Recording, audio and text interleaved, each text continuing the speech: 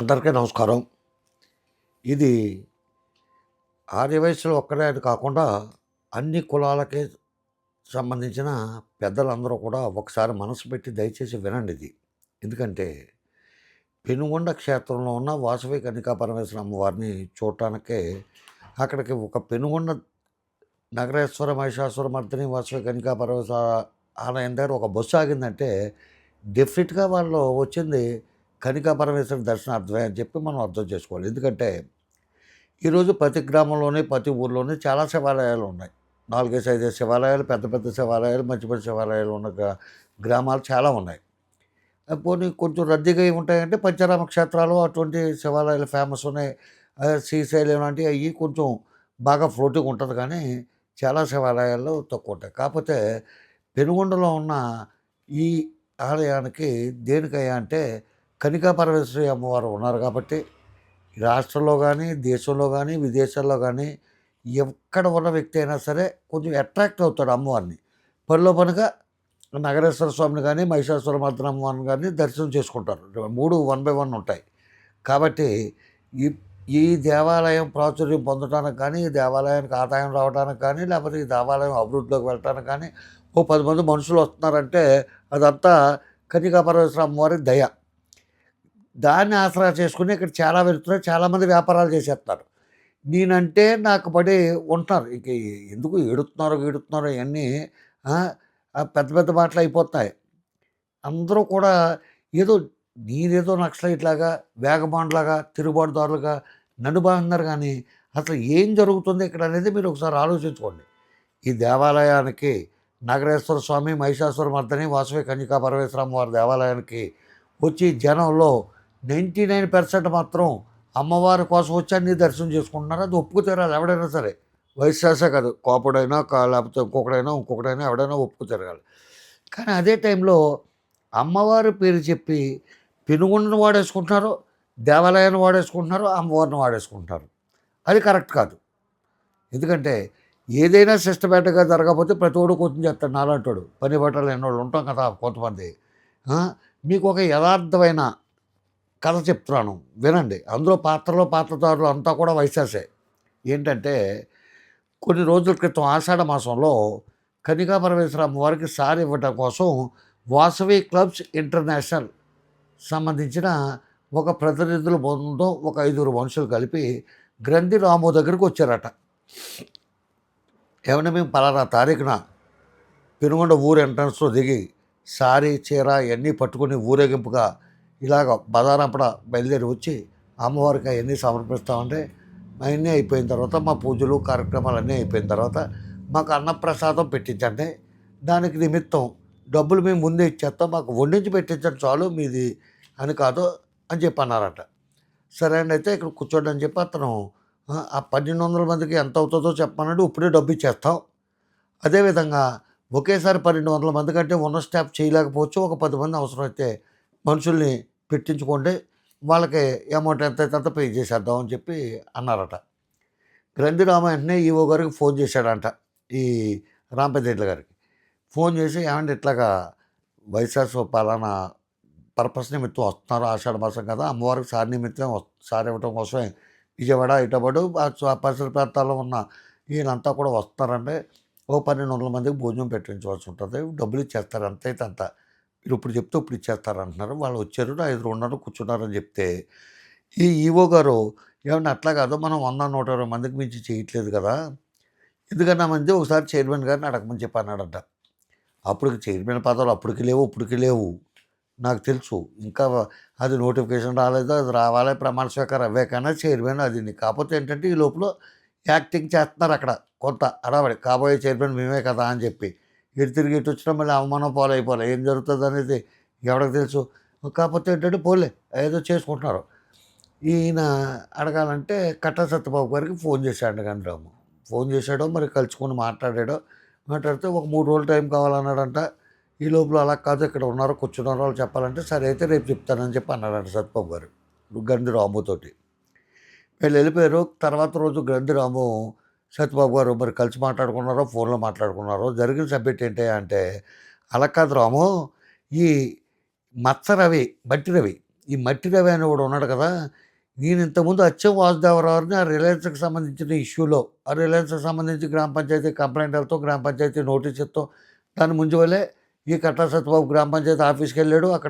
అక్కడ నుంచి ఎమ్మెల్యే గారి దగ్గరికి తీసుకెళ్ళాడు అచ్చం వాసుదేవరావు. ఇది ఊరంతా తెలుసు, నేను అంతకుముందు వీడియోలో కూడా పెట్టాను.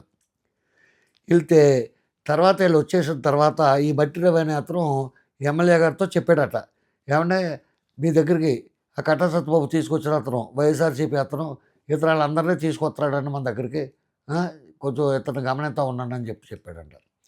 ఇప్పుడు వీళ్ళందరికీ భోజనాలు వండి పెట్టించవచ్చు, పెద్ద సమస్య కాదు.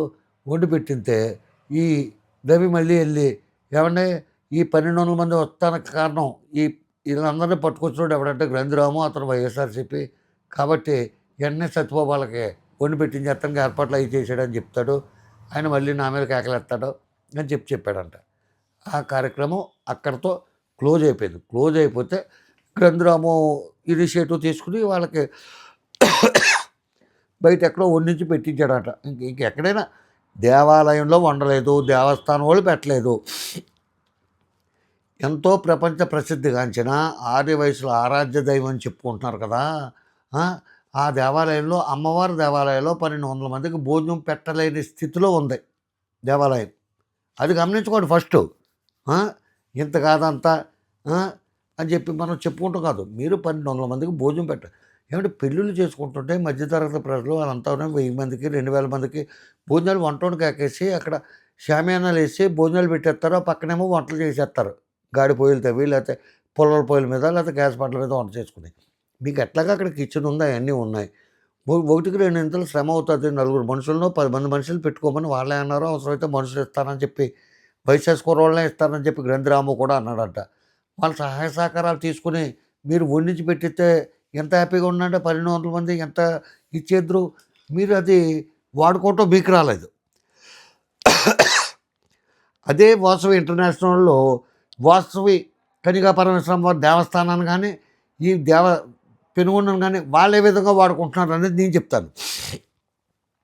వాసవి క్లబ్స్ ఇంటర్నేషనల్ ఒక పక్కనేమో ఇరుకుల రామకృష్ణ ఇంటర్నేషనల్ ప్రెసిడెంట్ అని చెప్పి ఆయన పేరు ఉంది. ఇంకొక పక్కనేమో VL golden KCGF Nooli Venkataramanamurthy chairman and పిఇన్పిఏ అంట. మరి దాని ఎబ్రివేషన్స్ అయి నాకు నిజంగానే తెలియదు. ఇందులో ఏముందంటే, మీ ఇంటి శుభలేఖపై వాసవి అమ్మవారి చిత్రం, మీ అమ్మాయి లేదా మీ అబ్బాయి పెళ్ళి లేదా మీ మనవరాలో లేదా మనవడితో వివాహం, కళ్యాణ గడియలకు దగ్గరకు వస్తున్నాయి. ఇంతలో మీ ఇంటికి కొరియర్లో కవర్ వచ్చేది. తీసి చూస్తే శ్రీ వాసవి కన్యకా పరమేశ్వర అమ్మవారి బొమ్మ, అమ్మవారి అక్షంతలు, పసుపు తాడు, కుంకుమ, పెనుగొండ దేవస్థానం వేద ఆశీర్వచనాలు. ఎంత అదృష్టం! సాక్షాత్తు మన కులదైవం వాసవి అమ్మవారే వచ్చి కాబోయే వధువులను ఆశీర్వదిస్తున్న భావన. ఇది నిజం కావాలంటే ఇక్కడ జాగ్రత్తగా వినండి. శుభలేఖపై వాసవి అమ్మవారి బొమ్మ ముద్రించండి. తప్పే ఉంది, దేవుడి బొమ్మలు ప్రతి కూడా వేసుకుంటాడు, కరెక్టే. ఇలా ప్రింట్ చేసిన వెడ్డింగ్ కార్డ్స్ రెండింటిని పెళ్లి ముహూర్తానికి కనీసం 10 రోజుల ముందు ఈ క్రింది చిరునామాకు పంపండి. పెనుగొండ వాసవి కన్యకా పరమేశ్వరి దేవస్థానం పంపే శుభాశీస్సులు అందుకోండి. పెనుగొండ వాసవి కన్యకా పరమేశ్వరి దేవస్థానం పంపే శుభాశీస్సులు అందుకోండి అంటే మూల విరాట్టున మన కన్యకా పరమేశ్వరి దేవస్థానమే. కింద శుభలేఖలు పంపాల్సిన చిరునామా Vasavi clubs international, plot number 21, near children's park, Sripuri colony, Kakaguda, Secunderabad 5,15,000. వీళ్ళు పంపితే అమ్మవారి ఫోటో పంపుతారట, అమ్మవారి అక్షంతలు పంపుతారట, అమ్మవారి ఆశీర్వదించిన పసుపు తాడు, అమ్మవారి పాదాల దగ్గర ఉన్న కుంకుమ పంపుతారంట, పెనుగొండ దేవస్థానం వేద ఆశీర్వచనాలు పంపుతారంట. ఇవన్నీ ఎక్కడి నుంచి వస్తాయంటే కాకాగూడ వాళ్ళ డ్రాయర్ సోరులో తీసి పంపుతారా ఏంటి? పెనుగొండ వేద ఆశీర్వచనాలు, అమ్మవారి ఆశీర్వచనాలు పంపుతానికి, అమ్మవారి పసుపు కుంకుమలు పంపుతానికి వీళ్ళు ఇచ్చిన అడ్రస్ ఎక్కడితే కాకాగూడ, సికింద్రాబాద్. 10 రోజుల ముందు పంపంటున్నారు. కాకాగూడ వెళ్ళి కాకాగూడ నుంచి మనిషి బయలుదేరి వచ్చి ఇక్కడ అక్షంతరం వేద ఆశీర్వచనాలు తీసుకుని వాళ్ళకి పంపుతాడా ఏంటి?